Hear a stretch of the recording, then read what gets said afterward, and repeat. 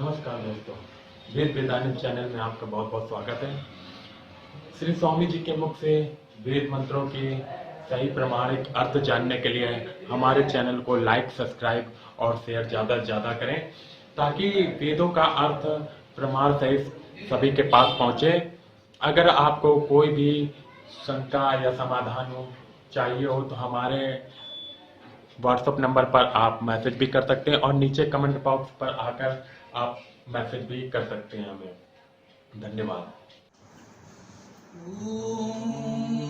यो आसो आदित्ये पुरुषः सो आसो अहम् ॐ खं ब्रह्म।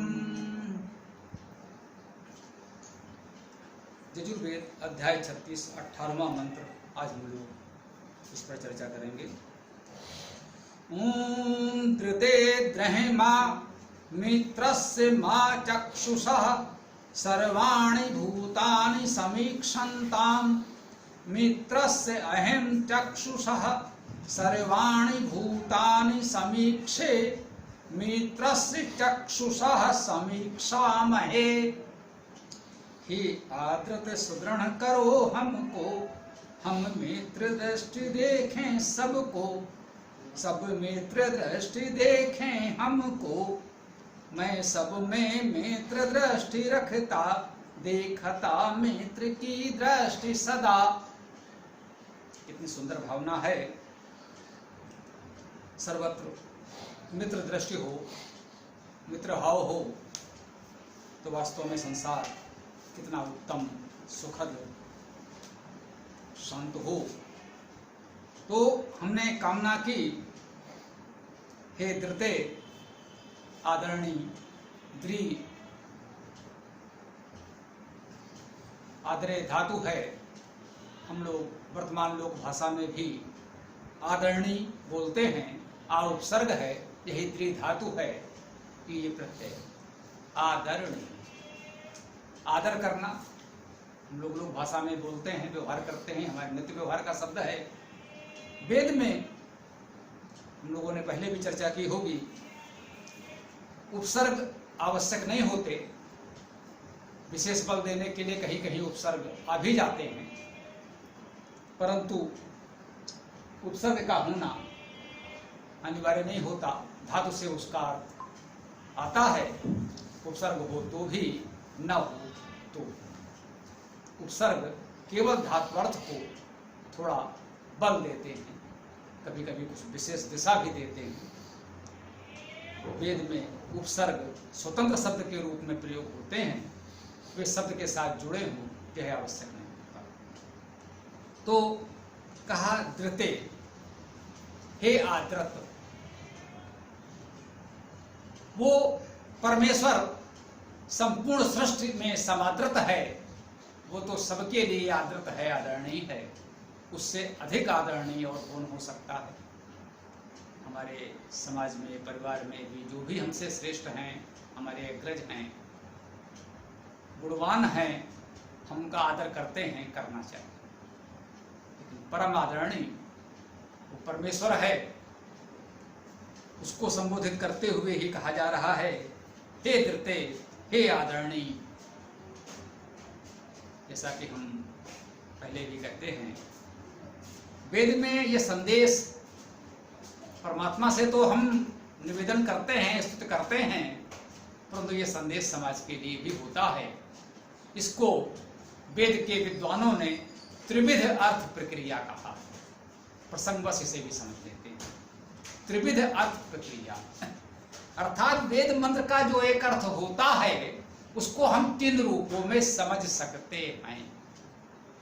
एक तो यह है कि श्लेष अलंकार के रूप में एक शब्द के अनेक अर्थ हो सकते हैं, अनेक अर्थ निकल सकते हैं, वह व्यवस्था अलग है। उस तरह से भी वेद मंत्रों के अनेक अर्थ हो सकते हैं, वो अन्य काव्यों में भी हो सकते हैं, लोक भाषा के काव्य में भी हो सकते हैं, परंतु वेद की त्रिविध अर्थ प्रक्रिया बिल्कुल अलग विषय है। हमने कहा धृते, धृते का शाब्दिक अर्थ हमने बताया, हे आदृत, हे आदरणीय, बिल्कुल सही। बिल्कुल सत्य है। इसका शाब्दिक अर्थ केवल और केवल इतना ही है। अब कोई कह सकता है ये आदृत आदरणीय किसके लिए कहा गया? हम मानते हैं संपूर्ण वेद उस परमेश्वर को ही संबोधित करता है, तो इस अर्थ में द्वितीय परमात्मा को संबोधित किया गया है। परंतु दूसरे अर्थ में वो हमें एक संदेश देता है कि समाज में भी जो परमेश्वर से जुड़े हुए लोग हैं, जो उसके उपासक हैं, जिन्होंने उस परमेश्वर के गुणों को धारण किया है जीवन में, इस वेद तत्व को, उस परमेश्वर की चेतना को ग्रहण किया है, वे भी हमारे लिए आदरणीय हैं। तो हम उनको भी संबोधित कर रहे हैं। इस मंत्र से हम उनको भी संबोधित कर रहे हैं। मुख संवेदन तो परमात्मा के लिए है, ये तो निश्चित है, इसे नकारा नहीं जा सकता। कि कोई द्वितीय आदरणीय हम किसी अन्य को कहें तो बिल्कुल कहें, परमेश्वर मुख्य लक्ष्य है, परंतु संसार के अन्य आदरणीय लोगों को भी हम संबोधित कर रहे हैं, कर सकते हैं, करना चाहिए।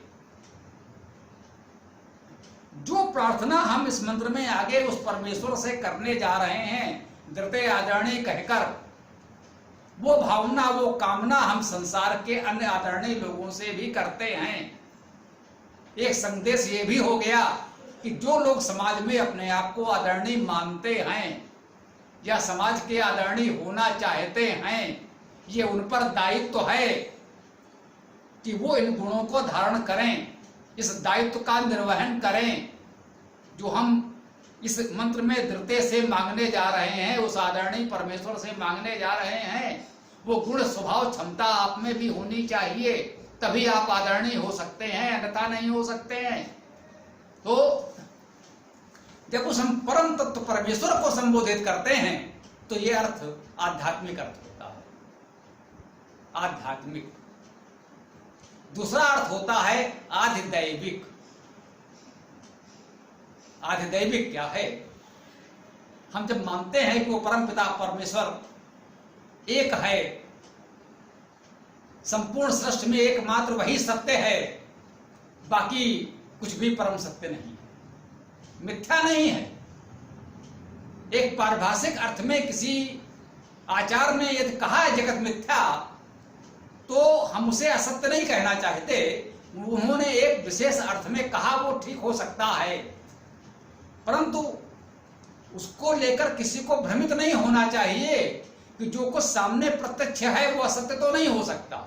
हाँ, परम सत्य केवल परमेश्वर है, शेष उसी से उत्पन्न उसकी अभिव्यक्ति है।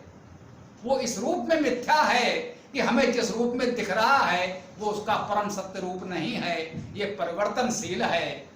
आज इस रूप में है, कल परिवर्तित हो जाएगा, अर्थात ये स्वरूप नष्ट हो जाएगा, वो दूसरे स्वरूप में आ जाएगा। इस रूप में वो सत्य नहीं है, अर्थात वो चिरस्थायी चिरकाल परम सत्य नहीं है। परंतु आज वो सत्य है, हम भी सत्य हैं, आप भी सत्य हैं, परंतु हम आप परम सत्य नहीं हैं। हम सबको उसी परमेश्वर में एक दिन विलीन हो जाना है। हम उसी से उत्पन्न हैं और उसी में विलीन हो जाएंगे। परम सत्य तो केवल वही है। तो जब उस परम तत्व परम सत्य परमेश्वर को हम संबोधित कर रहे हैं तो ये आध्यात्मिक अर्थ है। जब उससे उत्पन्न इस प्रकृति को संबोधित कर रहे हैं, ये आधिदैविक अर्थ है। देवत्व, दिव्यता, विशेष चमक, विशेष गुण, जिसे समय आंग्ल भाषा में एक्सीलेंस कहा जाता है, कुछ विशेषता है उसमें, एक्सीलेंस है। तो ये गुण जिसमें है उसे हमने देव माना है। सूर्य देव है, हाँ सूर्य देव है, हम मानते हैं सूर्य देव है। सूर्य में जो एक विशेष चमक है, प्रकाश है, ऊर्जा है, इससे हम सूर्य को देव मानते हैं। एक मंत्र आता है वेद में, सूर्यो देवता, चंद्रमा देवता, आदित्यो देवता, वसवो देवता। हमने गिने हैं, प्रकृति के सभी तत्वों में हमने देवत्व देखा है। इसमें कोई हानि नहीं है, इससे वेद का कोई विरोध नहीं है। फिर कोई कहे साहब ये जड़ पदार्थ सूर्य आदि कैसे देव हैं? हमने देव में ये नहीं कहा कि उसे चलता फिरता चेतन होना ही चाहिए। देवत्व का अर्थ है कि उसमें दिव्यता होनी चाहिए, वो जड़ पदार्थ भी हो सकता है। यदि सूर्य न हो तो जीवन कैसे संभव होगा? इसलिए सूर्य देव है, सूर्य सृजनशील है। सूर्य शब्द का अर्थ ही है सृजन करना। सूर्य से ही पृथ्वी बनी, पृथ्वी पर हम सब धीरे धीरे प्रकृति बनी, वनस्पतियां जगी और हम सब भी उत्पन्न हुए। इसलिए सूर्य सृजनशील है, सृजन करता है। वो जड़ है, चेतन नहीं है, फिर भी वो सृजन करता है। भले ही वो सोच विचार कर कुछ ना बना रहा हो, प्रकृति के नियमों के तहत स्वाभाविक रूप से बन रहा हो। उसने सूर्य ने विचार करके पृथ्वी नहीं बनाई कि चलो हम एक पृथ्वी बना देते हैं। सूर्य के स्वाभाविक विकास में पृथ्वी जैसे ग्रह भी बन गए, यह सत्य है। सूर्य ने विचार करके नहीं बनाया, लेकिन बना तो सूर्य से ही। इसलिए सूर्य भी देव है, सूर्य भी सृजन करता है, सूर्य भी सृष्टि करता है, यह सत्य है। पृथ्वी भी देव है। हमारा जीवन इसी पृथ्वी पर निर्भर है। वायु देव है। अगर वायु ही ना हो तो हमारा जीवन कैसे चलेगा भाई? जल भी देव है। वायु देवता है, जल देवता है, सूर्य देवता है, चंद्रमा देवता है, इन सब में देवता है। देवता अर्थात देवत्व। तो अगर हम स्वभावता ये कह गए कि सूर्य देवता है, इसका अर्थ है सूर्य में देवता है, सूर्य में देवत्व है, सूर्य में देव तत्व है। तो जब हम प्रकृति में इस देवत्व को देखते हैं, वेद मंत्र से जब हम इस देवत्व का अर्थ समझते हैं, जब हम इन प्रकृति के तत्वों को संबोधित करते हैं, जो हम कहते हैं हे दृते, हे आदृत, हे आदरणी, सूर्य, प्रकृति, वनस्पति, पृथ्वी, तो ये उसका आधिदैविक अर्थ होता है। धृते शब्द से हमने परमेश्वर को संबोधित किया, ये आध्यात्मिक अर्थ है। जब हमने प्रकृति के इन देव तत्वों को संबोधित किया तो यह आधिदैविक अर्थ है। और इसमें हम आपको भी संबोधित कर सकते हैं। ये देवत्व तो आप में भी है। सोया हुआ है, जगा लीजिए, जग जाएगा। हाँ, देवत्व आप में है, सोया हुआ है, केवल आपको जगाना है, कहीं से खोज कर लाना नहीं है, कहीं बाहर जाकर खोजना नहीं है, वो आपके भीतर है। उस देवत्व को जगाइए, तो वो देवत्व आप में भी है। तो हम आपको भी संबोधित कर रहे हैं, ये भी आधिदैविक अर्थ है।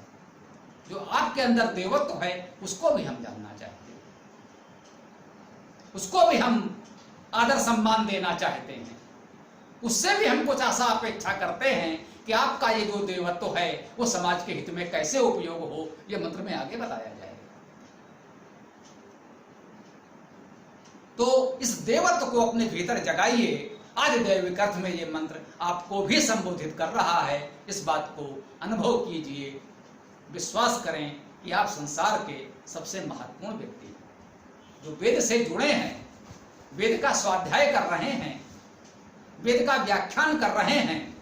निश्चित रूप से वे संसार के सबसे महत्वपूर्ण व्यक्ति हैं, क्योंकि संसार में वेद का इस तरह गंभीर स्वाध्याय चिंतन अध्ययन करने वाले व्यक्ति बहुत नहीं हैं, अत्यल्प संख्या में हैं, बहुत गिने चुने हैं। अतः यह पृथ्वी के महान देव हैं, महादेव हैं। वेद के सभी अध्येता देव नहीं, महादेव हैं। परम देव वो परमेश्वर है, उसके बाद महादेव तो आप हैं, जो वेद के अध्येता और व्याख्याता हैं। आपको भी संबोधित किया जा रहा है, आपको भी वह सब कुछ करना है जो इस मंत्र में आगे कहा जाएगा। आदि भौतिक अर्थ होता है तीसरा, आध्यात्मिक अर्थ, आदि दैविक अर्थ, आदि भौतिक अर्थ। आदि भौतिक, भू माने होना, भूत माने जो हुआ, उस भूत से बना भौतिक, उस भूत संबंधी जो हो गया है उससे संबंधी। ये तो हो गया वेद की धातु निरुक्त प्रक्रिया का अर्थ। लोक व्यवहार में सामान्यता भूत को बहुत व्यापक अर्थ में सृष्टि और थोड़ा सीमित अर्थ में प्राणी कहा गया। जो हुआ है, जो जन्मा है, वो भूत, और जिन प्रमुख तत्वों से ये सृजन जन्म होता है वो भूत, जिसे कुछ लोगों ने पंचमहाभूत कहा, उन्होंने मान लिया 5 प्रमुख भूत हैं। ये 5 प्रमुख भूत हैं, जिन 5 महाभूतों से हमारा इस शरीर का सृजन हो रहा है। तो भूत माने जो हुआ है, उसका, उस भूत का भी सृजन हुआ है। वो परमेश्वर से उत्पन्न हो गया है, इसलिए भूत है। वो हो गया, हो चुका। वो भूत नहीं जो कुछ मानसिक रोगियों को अंधेरे में दिखाई पड़ता है। वो मानसिक रोगी हैं। कोई मर गया था, वो मृत व्यक्ति उनको किसी रूप में दिखता है, तो वो भूत केवल अंधेरे में दिखता है और मानसिक रोगियों को दिखता है, किसी स्वस्थ व्यक्ति को कभी नहीं दिखता। वो भूत नहीं है, हम उस भूत की बात नहीं करते। यहां भूत का अर्थ है जो कुछ सृजन हुआ है। सामान्यतः हम इसे लोक व्यवहार के अर्थ में लेते हैं, जो कुछ समाज में होता है उसकी प्रेरणा भी इससे मिलेगी। जो समाज के आदरणीय लोग हैं, जो मैंने निवेदन किया, हम उसे भी संबोधित कर रहे हैं। कुछ विद्वान इसको इस रूप में भी कह सकते हैं, आदिदैविक में वो केवल चेतन सत्ता आप जैसे लोगों को ले लें, और भूत में वो जड़ पदार्थों को ले लें। इतने मतभेद के लिए स्थान हम छोड़ते हैं। आचार्यों विद्वानों में इतना मतभेद हो सकता है, और हम मानते हैं इस तरह के विवाद नहीं किए जाने चाहिए कि कोई कहे कि उस विद्वान ने उस पुस्तक में ऐसा लिखा है, दूसरा बताए कि नहीं उस विद्वान ने उस पुस्तक में ऐसा लिखा है। ये कोई विवाद का विषय नहीं होना चाहिए। प्रत्येक आचार्य विद्वान ने अपने अपने विवेक से लिखा है, सबका सम्मान कीजिए, उसको विवाद का कारण मत बनाइए। मुख्य बात देख लीजिए कि धातु अर्थ जो बन रहा है उसे सभी विद्वान स्वीकार कर लेंगे। जो अलग अलग विद्वानों की बातों में आपको अंतर भी दिखता है, जब आप विवेक से देखेंगे तो आपको वहां कोई मतभेद नहीं दिखेगा। फिर आप उस एक तत्व में वहां पहुंच जाएंगे, उसे समझ लेंगे। सभी की बातों का अर्थ एक ही होगा। अपने अपने समझने और समझाने का तरीका कुछ अलग हो सकता है, केवल इतना अंतर होगा। तो इस प्रकार से वैदिक मंत्रों के त्रिविध अर्थ प्रक्रिया में 3 प्रकार के अर्थ किए जाने की परंपरा सुदीर्घ काल से, सहस्त्रों वर्षों से चली आ रही है। अब कोई ऐसा विद्वान जो संपूर्ण चारों वेदों का प्रत्येक मंत्र का त्रिविध अर्थ प्रक्रिया में अर्थ कर दे, यह व्यवहारिक रूप से अभी तक संभव नहीं हुआ है। ईश्वर करे कभी हो जाए। क्यों नहीं संभव हुआ भाई? महर्षि दयानंद सरस्वती ने जब वेद का अर्थ करना प्रारंभ किया तो उन्होंने कहा कि भाई 4 वेदों का अर्थ करने के लिए मुझे 400 वर्ष चाहिए। अब 400 वर्ष का जीवन आयु कैसे मिले तब वो इसका अर्थ कर सकें? हैं? अब 400 वर्ष का जीवन, 400 वर्ष की आयु तो व्यवहारिक रूप से संभव नहीं है, तो इसका अर्थ वो कैसे करेंगे? उनको समय कितना मिला? 10 वर्ष, 15-20 वर्ष, अधिक से अधिक कह लीजिए। 40 वर्ष की आयु तक तो गुरु के यहाँ पढ़ते रहे। उसके बाद वहां से निकलकर उन्होंने स्वयं कहा कि भाई अभी वेद तो समझ में नहीं आए, गुरु जी से व्याकरण सीखी है, तरीका सीखा है, अब वेद पढ़ूंगा। उसके बाद 20 वर्ष की उन्हें कुल आयु नहीं मिली। उसमें तमाम उन्हें कार्य करने थे। 400 वर्ष का कार्य आप उनसे कैसे अपेक्षा करते हैं? तो 400 वर्ष का कार्य मैं कैसे पूरा कर दूंगा भाई? वो ऐसे ही पूरा होगा। उबड़ महीधर सारण ने बहुत कुछ रूपरेखा तैयार की, दयानंद और उनके शिष्यों ने उस कार्य को आगे बढ़ाया। कुछ जो पहले धुंधली लकीर थी वो कुछ स्पष्ट हुई, उससे विनम्रता पूर्वक कुछ आगे एक पग रखने का प्रयास हमने किया कि एक एक शब्द का धातु अर्थ स्पष्ट कर दिया जाए। दयानंद को अनुभव हो गया था कि इस जीवन काल में तो ये वेद पूरे होने से रहे। उन्होंने ऋग्वेद का अर्थ करना प्रारंभ किया। जब उनको लगा संभवतः पूरे जीवन में ऋग्वेद न पूरा हो पाएगा, तो उन्होंने ऋग्वेद को छोड़ करके यजुर्वेद करना प्रारंभ किया। कम से कम एक तो पूरा हो जाए। ईश्वर की कृपा से यजुर्वेद पूरा हो गया। फिर उन्होंने दोबारा ऋग्वेद पर ध्यान दिया, अधूरा छोड़कर चले गए, पूरा नहीं हो सका। क्योंकि ये बहुत बड़ा कार्य है। इसका वर्णन हमने क्यों किया? त्रिविध अर्थ प्रक्रिया में सभी मंत्रों का अर्थ करना किसी एक व्यक्ति के जीवन काल में संभव नहीं हो पाएगा। ये तभी संभव है कि हमने केवल इतना कार्य किया आप सबके सहयोग से कि एक एक शब्द का कम से कम धातुज अर्थ, उसका शाब्दिक अर्थ अनुवाद आपके समक्ष आ जाए। अब आगे आपका कार्य है कि इस रूपरेखा को, इस शाब्दिक अर्थ को अपने सामने रखकर प्रयास करें। पहले तो यही है कि मेरे जीवन काल में ये अर्थ कैसे चारों वेद पूरे हो सकेंगे। दयानंद नहीं कर पाए, मैं भी नहीं कर पाऊंगा, स्पष्ट है। मेरे जीवन काल में तो चारों वेद संपूर्ण होने से रहे। हमने क्या किया? यजुर्वेद और सामवेद कम से कम 2 तो पूरे कर लिए। अथर्ववेद और ऋग्वेद का एक संक्षिप्त संस्करण तैयार कर दिया, एक रूपरेखा बन गई। कह सकते हैं चारों वेद लगभग किसी स्वरूप में आपके समक्ष आ गए। अभी उसमें संशोधन परिमार्जन का कार्य चल रहा है, जितना संभव होगा मैं करूंगा। अब आपके समक्ष ये दायित्व है कि शेष दोनों बड़े वेद आपको इस स्तर से ही पूरे करने हैं कि धातु अर्थ आ जाए। उसके बाद अगला चरण है कि हर मंत्र के, उसके सभी मंत्रों के त्रिविध अर्थ प्रक्रिया में 3 प्रकार से अर्थ करें। तो ये तो सभी संभव है। जो हमारे युवा सहयोगी पूरे जीवन ये कार्य करते रहें, हो सकता है ईश्वर की कृपा से पूरा हो जाए।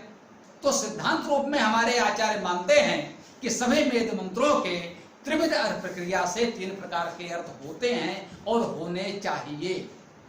किसी भी आचार्य से, विद्वान से यदि कहेंगे किसी एक मंत्र का, तो वो आपको बता तो सकता है, लेकिन एक जीवन काल में सभी मंत्रों का त्रिविध अर्थ प्रक्रिया से उसका व्याख्यान भाष्य करना संभव नहीं है। ये जब अनवरत कार्य चलेगा तो कई पीढ़ियों में पूरा होगा और होना चाहिए। अगर आप लोग प्रयास करेंगे तो हो भी जाएगा। तो ये त्रिविध अर्थ प्रक्रिया का अर्थ हमने आपको बताया। द्वितीय अर्थात आदरणीय परमेश्वर, द्वितीय अर्थात आदरणीय प्रकृति, द्वितीय अर्थात आदरणीय आप सब वेद के विद्वान आचार्य। अब हम आपसे अपेक्षा क्या कर रहे हैं, उस परमेश्वर से क्या अपेक्षा कर रहे हैं? द्रह्मा, द्रह माने दृढ़ करो। द्रह धातु का अर्थ है दृढ़ करना, सुदृढ़ करना, हम लोग जानते हैं।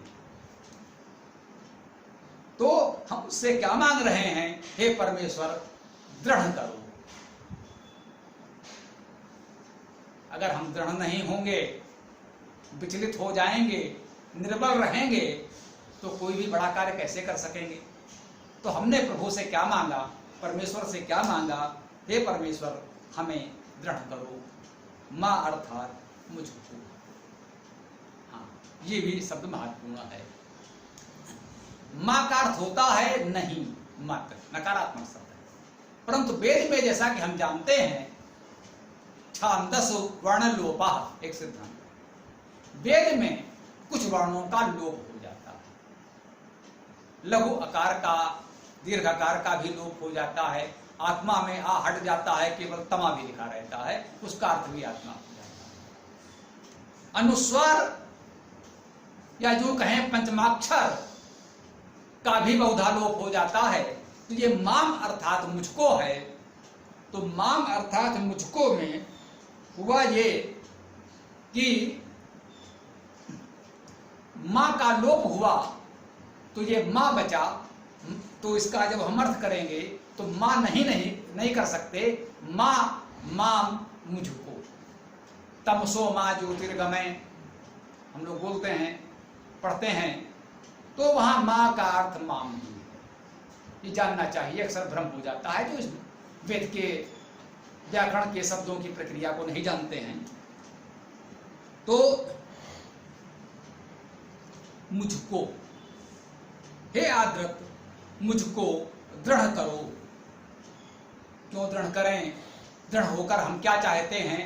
परमेश्वर ने हमें दृढ़ता प्रदान की, तो हमें करना क्या है? हम क्या पाना चाहते हैं और क्या देना चाहते हैं।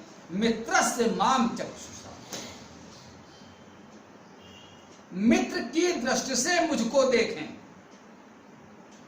सर्वाणि भूतानि समीक्षन्ताम, सभी भूत, भूत शब्द की ये चर्चा हम कर चुके हैं। सर्वाणि माने सभी, भूतानि का अर्थ है भूत, सभी भूत। समीक्षन्ताम, समीक्षा करें, देखें, सम्यक रूप से देखें, समीक्षा करें, हमारी लोक भाषा में प्रचलित शब्द है समीक्षा। तो वो कह रहे हैं मित्र की दृष्टि से सभी भूतों को देखें और मित्र की दृष्टि से सभी भूत देखें। ये भूतानि कर्ता कारक और कर्म कारक प्रथमा विभक्ति और द्वितीया विभक्ति दोनों में प्रयोग होता है। तो मित्र की दृष्टि से मुझको सभी भूत देखें, सभी प्राणी देखें, संपूर्ण सृष्टि हमको मित्र की दृष्टि से देखे। तो भाई बड़े स्वार्थी हैं आप, सब आपको मित्र माने तो मित्रता एक तरफा नहीं होती, एक ओर से नहीं होती। मित्रता का अर्थ ही है कि हम परस्पर मित्र होते हैं। हम कामना करते हैं कि यह संपूर्ण सृष्टि हमको मित्र के रूप में देखे, तो आगे हमारी भावना व्यक्त हो रही है। मित्र से अहम चक्षुषा, अहम अर्थात मैं मित्र से, मित्र की चक्षुषा दृष्टि से, मैं मित्र की दृष्टि से देखूं। सर्वाणि भूतानि समीक्षे, सभी भूतों को देखता हूं, समीक्षे सम्यक रूप से देखता हूं।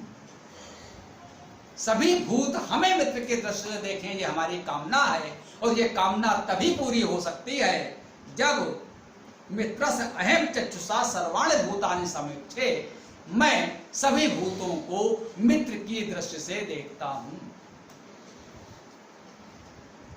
हमारे अंदर किसी के प्रति शत्रु भाव, द्वेष भाव नहीं होना चाहिए। यही वेद की उदात्त भावना है। किसी जात कुल गोत्र का व्यक्ति हो, किसी धर्म संप्रदाय विचार का व्यक्ति हो, इस कारण से यदि किसी के प्रति मेरे मन में द्वेष भाव है तो हम वैदिक नहीं। वेद ने कहा सर्वाणि भूतानि, सभी भूतों को, सबको हम मित्र की दृष्टि से ही देखेंगे। हम कोई भेदभाव नहीं करेंगे। क्यों नहीं करेंगे? क्योंकि सब कुछ है तो उसी परमेश्वर की अभिव्यक्ति, उससे परे तो कुछ है नहीं। तो कोई हमारा पराया कैसे हो सकता है? कोई हमारा अमित्र कैसे हो सकता है? कोई हमारा शत्रु तो हो ही नहीं सकता। जो मूल भावना, आध्यात्मिक दृष्टि हमारी होनी चाहिए, वो किसी के प्रति भेदभाव की नहीं होनी चाहिए, द्वेष भाव की नहीं होनी चाहिए, मित्र भाव की होनी चाहिए। आगे इस बात को अंतिम चरण में जैसे प्रमाणित किया गया, मुद्रांकित किया गया, दोहराया गया। मित्र से चक्षुषा समीक्षा महे, फिर से कहा वही बात, मित्र की दृष्टि से देखता हूं। हम मित्र की दृष्टि से ही सबको देखते हैं। मित्र से चक्षुषा समीक्षा महे, इसके पहले कह चुके हैं मित्र से अहम चक्षुषा सर्वाणि भूतानि समीक्षे, उसे सार रूप में पुनः दोहरा दिया गया। मित्र से चक्षुषा समीक्षा महे, मित्र की दृष्टि से ही हम सबको सम्यक रूप से देखते हैं।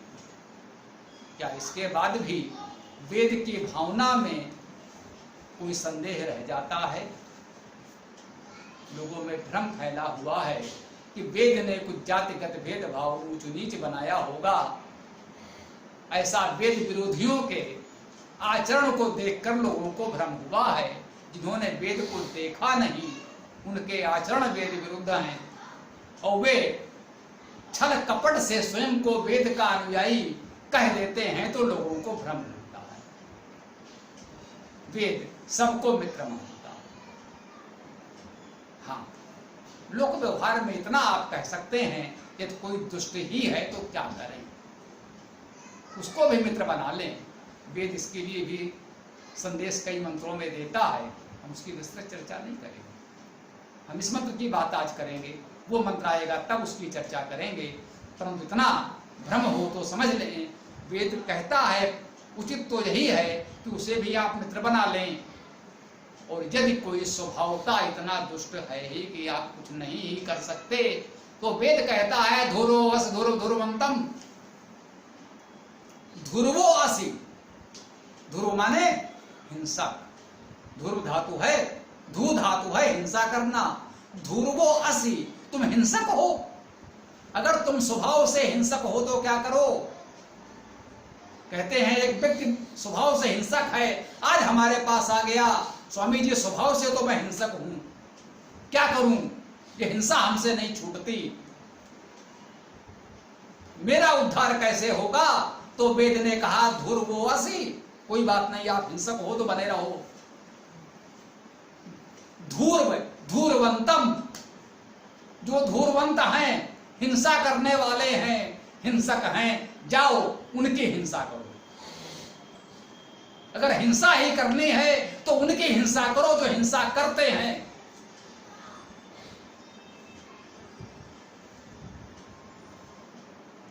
अन्यायी के आगे झुक जाना, जी यह तो भीषण हिंसा है। दुष्टों का शीश कुचल देना यह हिंसा नहीं, अहिंसा है।